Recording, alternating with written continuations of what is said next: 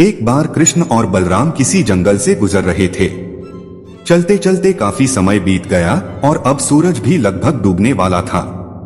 अंधेरे में आगे बढ़ना संभव नहीं था, इसलिए कृष्ण बोले, बलराम, हम ऐसा करते हैं कि अब सुबह होने तक यहीं ठहर जाते हैं। सुबह होते ही हम अपने मंजिल की ओर बढ़ चलेंगे। बलराम बोले, पर इस घने जंगल में हमें खतरा हो सकता है। यहाँ सोना उचित नहीं होगा, हमें जाग कर ही रात बितानी होगी। अच्छा, हम ऐसा करते हैं कि पहले मैं सोता हूँ और तब तक तुम पहरा देते रहो, और फिर जैसे ही तुम्हें नींद आए तुम मुझे जगा देना, तब मैं पहरा दूंगा और तुम सो जाना। कृष्ण ने सुझाव दिया। बलराम तैयार हो गए। कुछ ही पलों में कृष्ण गहरी नींद में चले गए और तभी बलराम को एक भयानक आकृति उनकी ओर आती दिखी। वो कोई राक्षस था। राक्षस उन्हें देखते ही जोर से चीखा और बलराम बुरी तरह डर गए। इस घटना का एक विचित्र असर हुआ। भय के कारण बलराम का आकार कुछ छोटा हो गया और राक्षस और विशाल हो गया। उसके बाद राक्षस एक बार और चीखा और पुनः बलराम डर कर कांप उठे।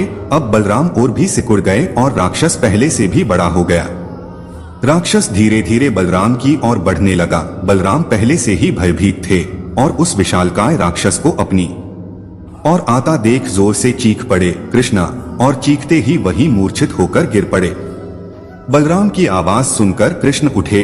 बलराम को वहां देख उन्होंने सोचा कि बलराम पहरा देते देते थक गए और सोने से पहले उन्हें आवाज दे दी। अब कृष्ण पहरा देने लगे। कुछ देर बाद वही राक्षस उनके सामने आया और जोर से चीखा। कृष्ण जरा भी घबराए नहीं और बोले, बताओ, तुम इस तरह चीख क्यों रहे हो? क्या चाहिए तुम्हें? इस बार भी कुछ कृष्ण के साहस के कारण उनका आकार कुछ बढ़ गया और राक्षस का आकार कुछ घट गया। राक्षस को पहली बार कोई ऐसा मिला था जो उससे डर नहीं रहा था।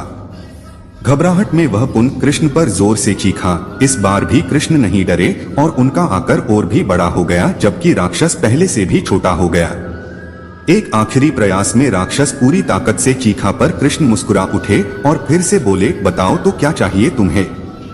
फिर क्या था, राक्षस सिकुड़कर बिल्कुल छोटा हो गया और कृष्ण ने उसे हथेली में लेकर अपनी धोती में बांध लिया और फिर कमर में खोस कर रख लिया। कुछ ही देर में सुबह हो गई। कृष्ण ने बलराम को उठाया और आगे बढ़ने के लिए कहा। वे धीरे धीरे आगे बढ़ने लगे। तभी बलराम उत्तेजित होते हुए बोले, पता है कल रात में क्या हुआ था? एक भयानक राक्षस हमें मारने आया था। रुको रुको, बलराम को बीच में ही टोकते हुए कृष्ण ने अपनी धोती में बंधा राक्षस निकाला और बलराम को दिखाते हुए बोले, कहीं तुम इसकी बात तो नहीं कर रहे हो? हाँ, ये वही है। पर कल जब मैंने इसे देखा था तो ये बहुत बड़ा था। ये इतना छोटा कैसे हो गया? बलराम आश्चर्यचकित होते हुए बोले।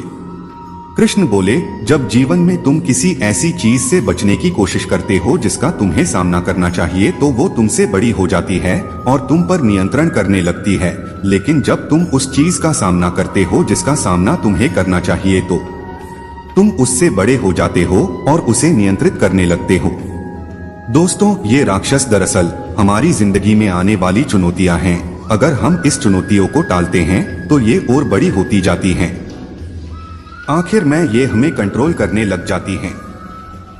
इसलिए हमें इनका साहसपूर्वक सामना करना चाहिए ताकि हम उन पर काबू पा सके। इस प्रकार चुनौतियों का डट के सामना करने से वो छोटी सी हो जाएगी, जिससे हम आसानी से उन पर नियंत्रण कर सकते हैं और सफल हो सकते हैं।